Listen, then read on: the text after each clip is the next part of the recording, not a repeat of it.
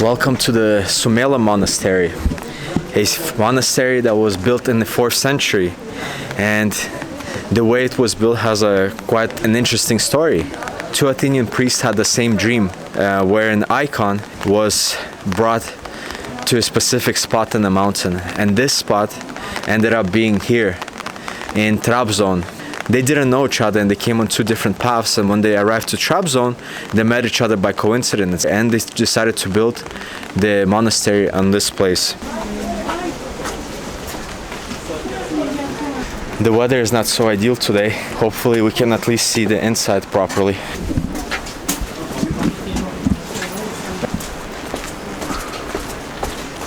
Wow, can't see the monastery, but it's actually here.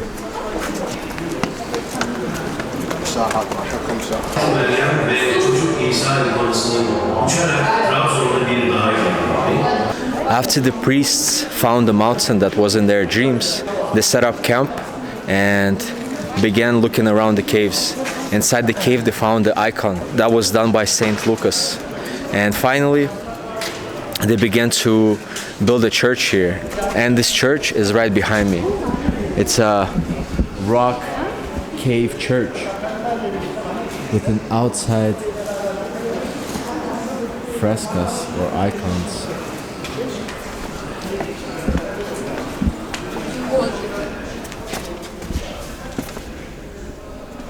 It looks like it's under construction.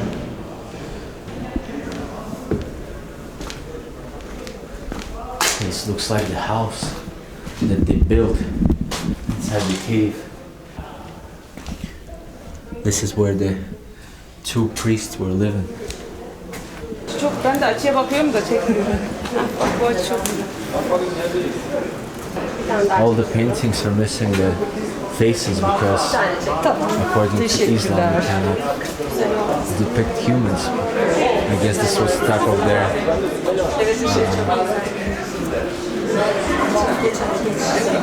In the 13th century, during the Empire of Trabzon, that's when the complex began to expand and they started to build the monastery and several other rooms to this place. Therefore, certain rooms were added, such as kitchen, the bell tower, and so on. Very possible. Yeah, they're cool.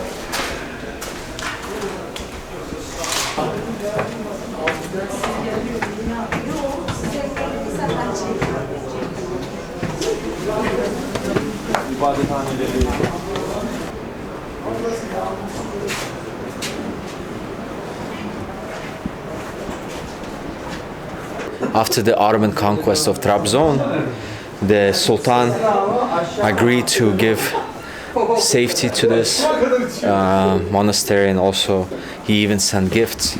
And that's when the main part of the monastery was built, during the reign of the Ottomans, built by the Greeks at that time living here.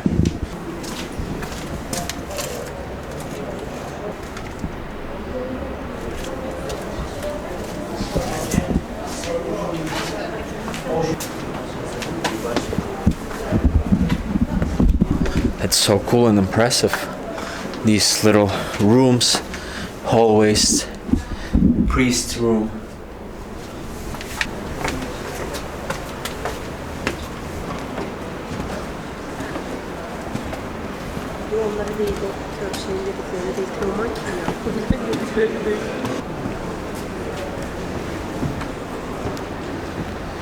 This part closer to the wall, it was constructed during the Trabzon Empire, but this part, which is being under renovation, was constructed during the Ottoman, which is the biggest part. That's where the main monastery.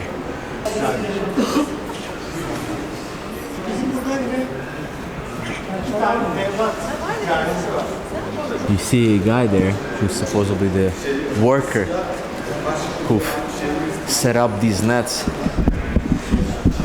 In 2016, the rocks began to fall on top of the monastery, and they decided to begin a project that will protected, and this renovations took 3 years. In 2019 it reopened once more. We can see what they've done exactly to save this complex. But the renovations continue of the main part of the complex. This is the library that was added later, but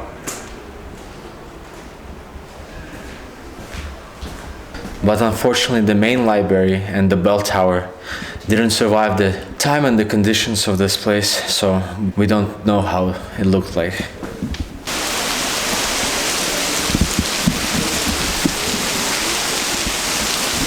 The same story goes for the monastery as we saw for the Greek villages. In 1923 everybody was forced to leave and this place became abandoned until once again the Turkish government took it under the protection of archaeological and historical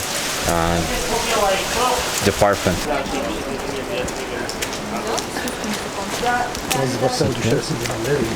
Можно было.